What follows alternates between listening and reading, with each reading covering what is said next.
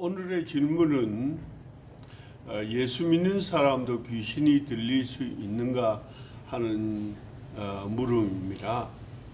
우리들에게 현실적으로는 그리스도인도 귀신의 영향을 받기도 하고 귀신이 들어가기도 하는데, 그러나 우리가 믿는 예수 그리스도께서 우리 안에 계시고 성령이 우리 안에 계시는데 어찌하여 귀신이 들어올 수 있는가 하는 문제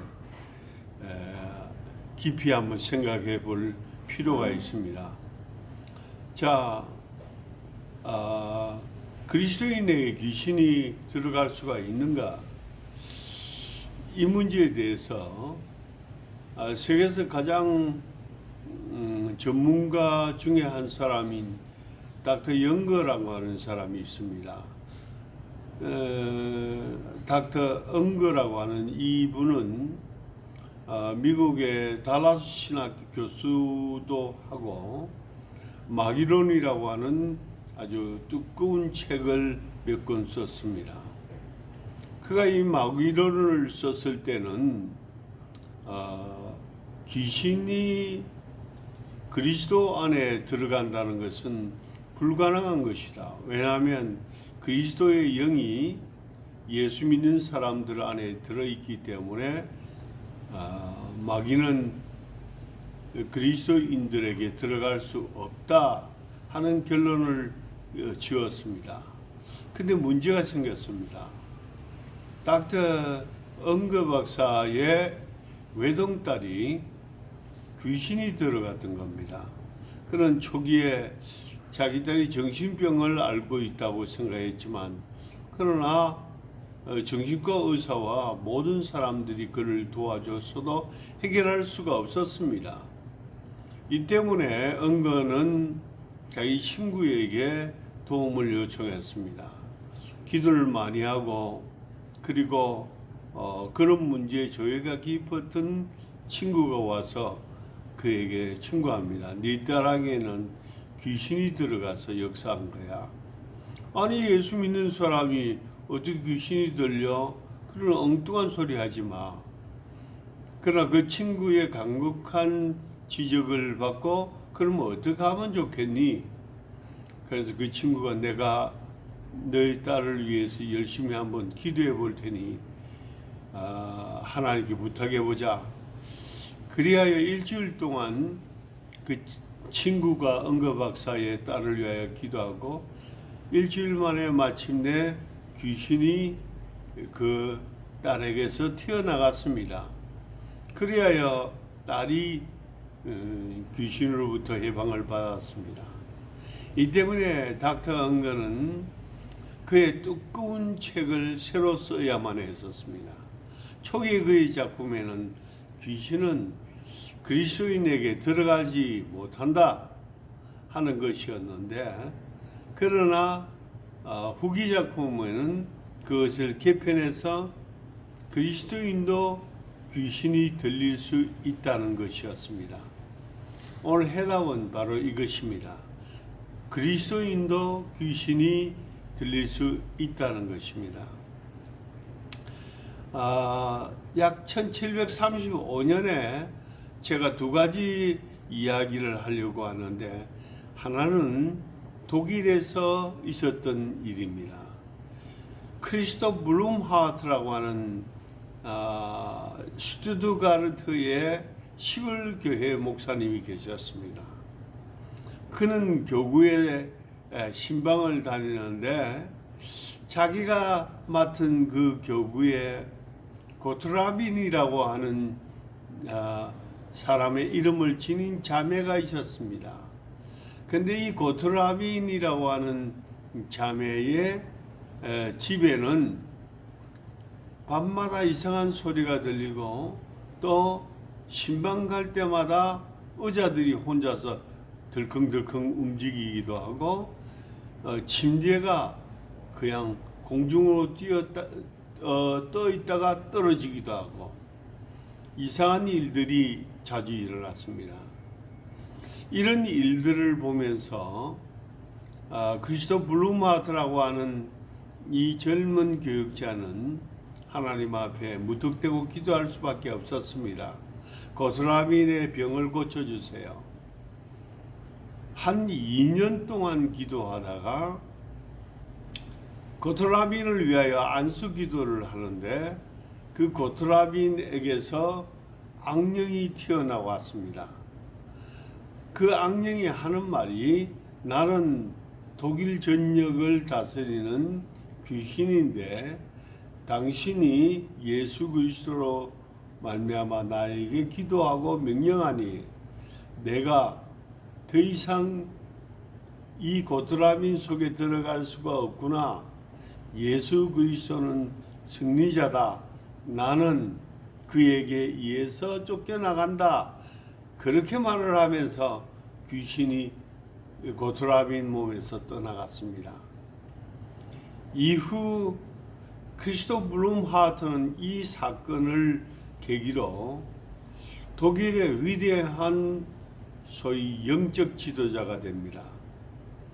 수많은 사람들이 크리스토프 블룸하트에게 치유받으러 왔습니다. 그때마다 그 앞에 가까이 올 때마다 쓰러지고 그리고 귀신이 떠나가고 병이 고쳐짐을 받았습니다. 독일 교회가 큰일 났습니다. 에카데라고 하는 독일 국가교회가 소위 이 문제를 어떻게 해결할 것인지, 당시만 해도 베를린 학파가 소위 목사 교육을 주로 시켰는데 베를린 학파에는 여러분이 잘 아는 하르나 학파, 실덴 크리스토눔, 그리스도교란 무엇인가, 혹은 리처리라고 하는 사람이 있었습니다. 하르낙이라는 사람이 있었습니다. 헤르만이라는 또 사람이 있었습니다. 이 소위 베를린 학파의 자유주의자들은 제자들에게 가르쳤습니다. 귀신은 존재하지 않는다. 그리고 그것은 단지 개념이고 관념일 따름이라. 그런데 크리스토프 블룸하트는 지금 자기 교부에서 귀신이 튀어나가는 그런 체험을 했던 것입니다. 그래야 독일 교회는 이 사건을 두고 모여서 협의를 했습니다. 물론 결론은 크리스토프 블룸하트에게 금종력을 내려서 자기 사태 바깥으로 나올 수 없는 그런 결론을 내렸습니다. 그리고 크리스토프 블룸하트가 정신적으로 좀 이상하다 이렇게 생각했던 것이에요. 그러나 독일에 있는 수많은 병자들이, 귀신 들린 사람들이 크리스토프 블룸하트에게 나옵니다. 금종령 때문에 사택 바깥에 나갈 수 없었기 때문에 그는 2층의 창문을 통해서 자기를 찾아오는 사람들을 멀찌감치 보았습니다. 그를 찾아온 사람들이 창문에 서 있는 그를 보면 이유 없이 쓰러지고 또 귀신이 튀어나가고 병자가 고침을 받았습니다. 이 사건 후로 독일에는 바로 영적인 흐름이 생겨나기 시작하고 크리스토프 블룸하트로 말미암아 또 그의 아들 크리스토프 블룸하트 2세로 말미암아 독일에는 대부흥운동과 더불어 귀신을 추방하는 그런 기도운동들이 일어나기 시작했습니다. 또 전혀 다른 지역에서의 사건입니다.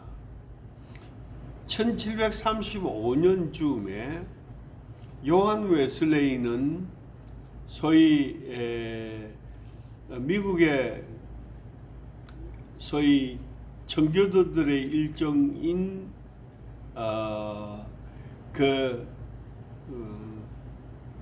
소위 기도 모임을 하고 있던 진젠돌프 백작의 유럽의 진젠돌프입니다.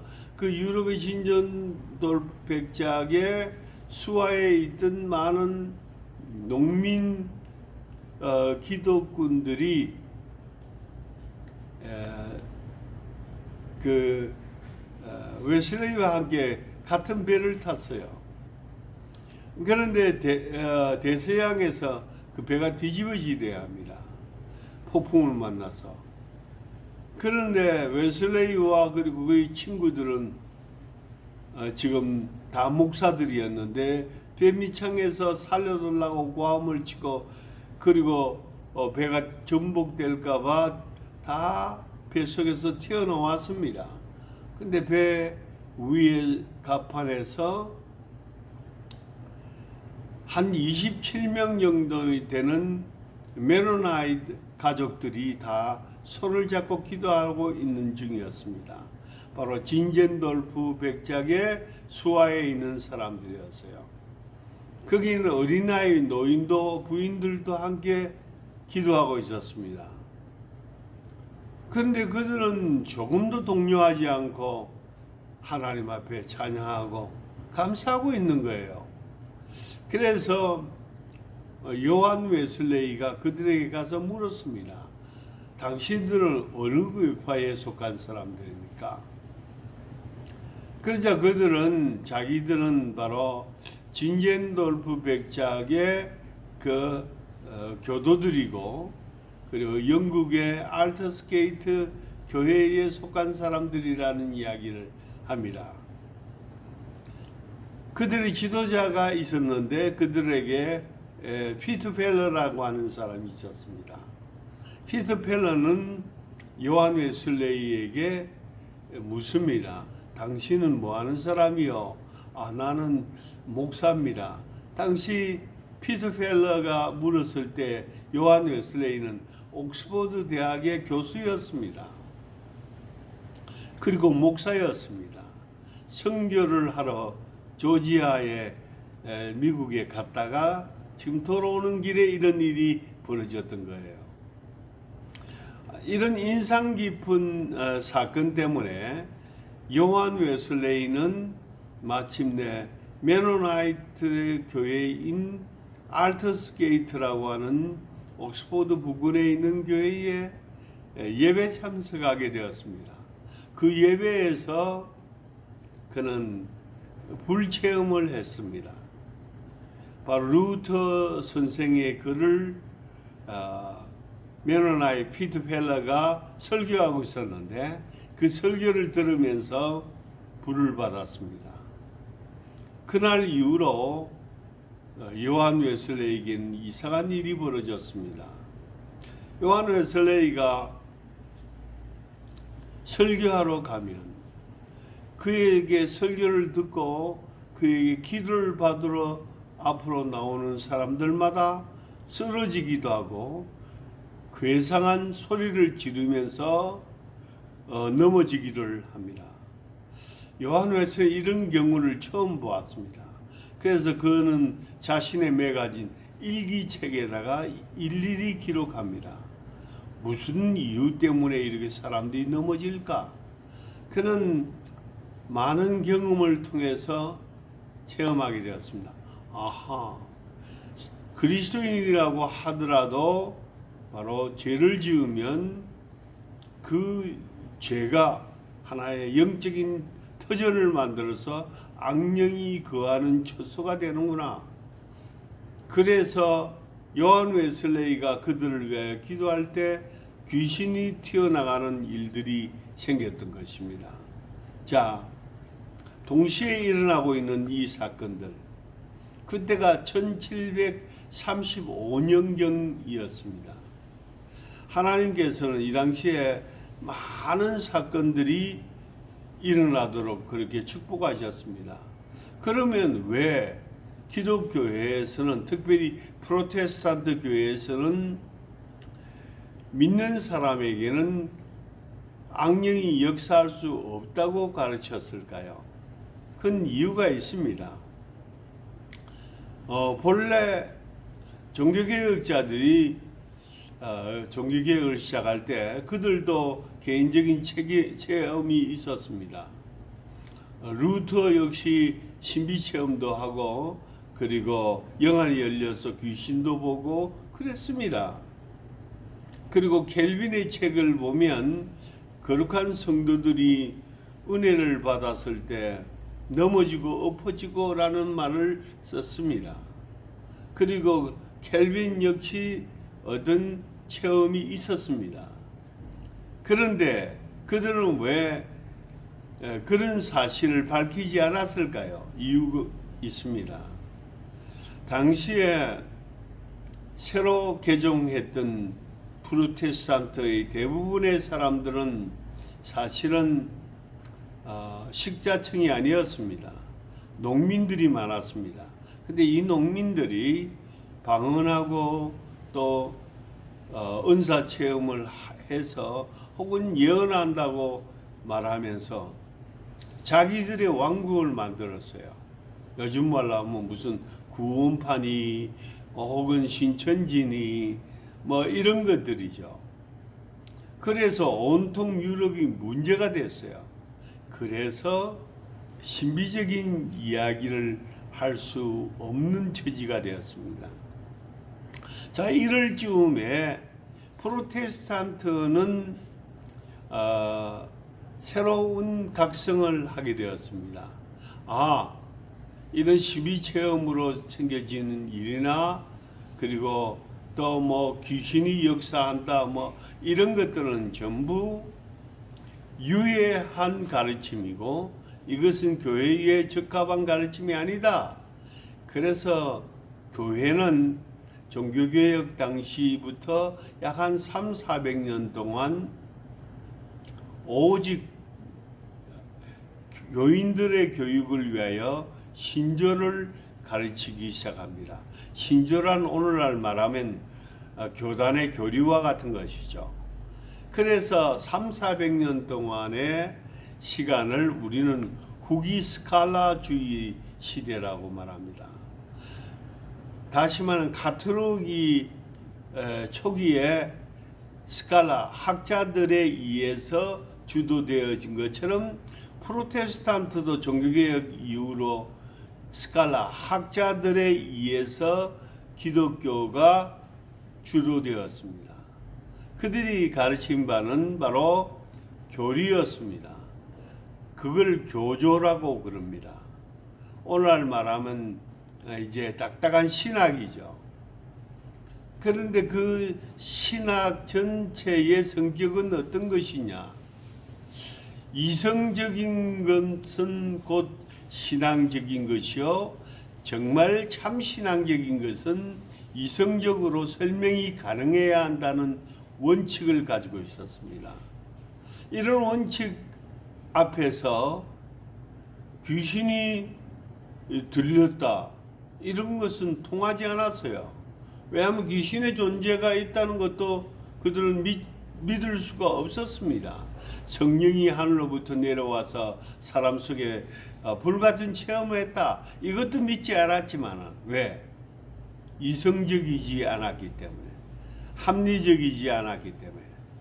그래서 합리적인 것만이 유일한 것이었습니다. 그것이 곧 신앙이었습니다. 신앙은 정상적이라면 합리적으로 설명이 가능해야만 했습니다. 이런 신학의 원칙 혹은 신앙의 원칙이 유럽 프로테스탄트의 역사에 300~400년을 흘러오면서 귀신에 대한 존재는 신학교에서 더 이상 다른 과목이 아니었습니다. 그리고 그런 체험은 사실은 전무하다시피 했습니다. 그런데 1900년 소위 미국의 부흥운동이 시작되면서 성령의 체험과 그리고 악령들의 역사를 직접 오늘날 세계는 체험하고 있는 것입니다. 예수 믿는 사람들 속에서 악령이 들어가서 역사하는 것을 보게 됩니다. 병을 일으키기도 하고 사망에 이르게 하기도 합니다. 귀신은 사람의 생명을 죽이기까지 합니다.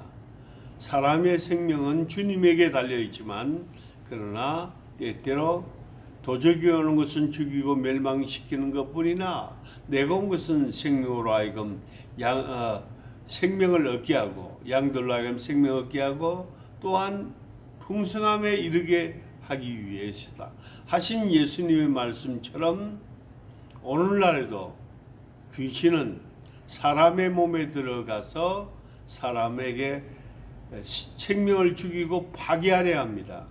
그래서 그리스도인이라도 하나님의 인도하신 가운데 살지 않으면 악령이 그의 쌓여진 죄를 자기 집으로 생각하고 또한 잘못된 그 우상 숭배함과 잘못된 신앙을 자기가 거하는 가장 편한 처소로 생각하기 때문에 바로 사람의 몸에 들어가서 그와 함께 있으려 합니다. 이것은 곧 파멸이요 사망에 이르는 길입니다. 귀신아 나가라 예수 그리스도의 이름으로 명령하네. 위파하게 무 사탄아 내들로 물러가라. 귀신을 내어 쫓아야 합니다. 그리스도인은 성령이 충만해야만 합니다. 귀신은 더 이상 그리스도인의 몸을 자기 집으로 삼을 수 없도록 만들어야 합니다. 오늘 답변은 그리스도인도 귀신의 영향을 받을 수 있고 악령이 귀신의 그 정체가 그리스도인에게도 들어갈 수가 있다 하는 것이었습니다. 감사합니다.